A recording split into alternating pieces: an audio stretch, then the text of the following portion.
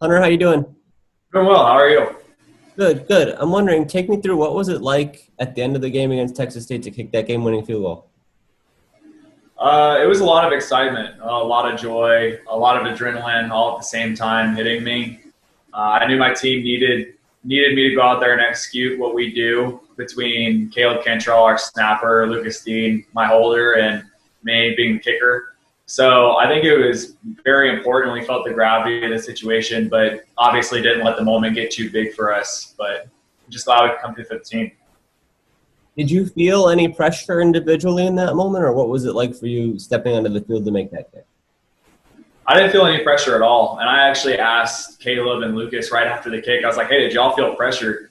And they said no, because we do that in practice all the time. That's just what we do. That's what's expected of us. And Coach Traylor and Coach Perry trust us in that. So the pressure was off for sure. We knew we had a chance to put the game away, and we executed perfectly on it. Especially compared to Texas State's struggles in the kicking game in that one. What did Saturday say about just the value of having a steady special teams unit and being able to lean on that group? I think it was a big moment for kicking, and the kicking game obviously proved to kind of be the tipping point in the game between the missed extra point from Texas State and the missed field goal in the second overtime. It was his first kick in overtime. And then us coming through, getting iced and making that one, and then making the one that counted to end the game in 2 OT. I think it was very important.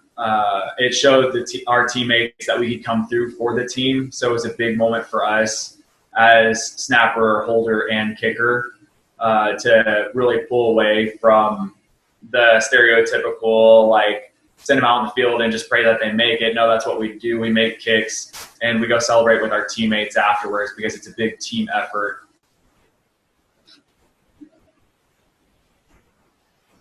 Okay, Hector, you're up. Hunter, good morning. Morning. Hey, any thoughts given to the fact that SFA is Coach Traylor's alma mater? Does that matter at all going into this week? I think it matters. It doesn't change our focus at all because our focus is on us strictly, and we know the things that we need to get done. And now to have one game in the books, we know where the screws are loose and need to be tightened up. But we feel the gravity of the situation. We feel Coach Traylor's sense of urgency for the next game is our focus, and not down the road and not on all the accolades, strictly on what can we do to get better every single day so that we can go out and get a win on Saturday. But I think we all want to win just as much as we did week one for Coach Traylor, because first week it was the first win for him, and now we're looking for that win against his alma mater. So yes, we definitely feel that sense of urgency from him and also from our entire coaching staff and team as well. I asked Sincere if he had brought it up this week, and Sincere said, well, he's brought it up before. He kind of brings it up when he's kind of giving us his lessons and kind of, when he's coaching us up. Have you noticed, has he brought it up since Sunday, since the attention turned to SFA? Has the fact that it's such an important school to him been brought up in any conversation or any kind of meeting or anything along those lines? Generic conversation, yes, that he has history, just being at SFA and it being his alma mater, but nothing in specific.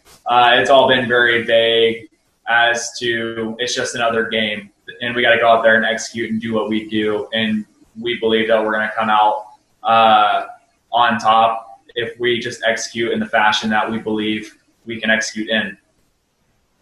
Hunter, thanks. Best of luck this week. Hey, Greg, you're up.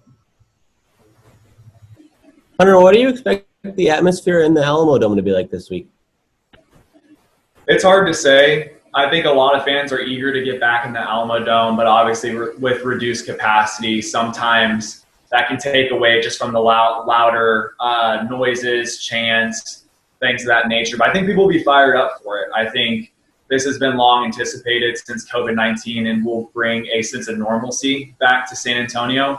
So I would think that fans would be excited to have us playing in our home venue. What would you say to any fans who maybe aren't sure if they want to head out or if maybe are a little uncomfortable about the risks involved? I would say come out if you're willing to support, and you can do that comfortably. But also, if you're just sitting at home watching the game on TV, I mean, any form of sport matters to us, and we understand the circumstances some people find themselves in.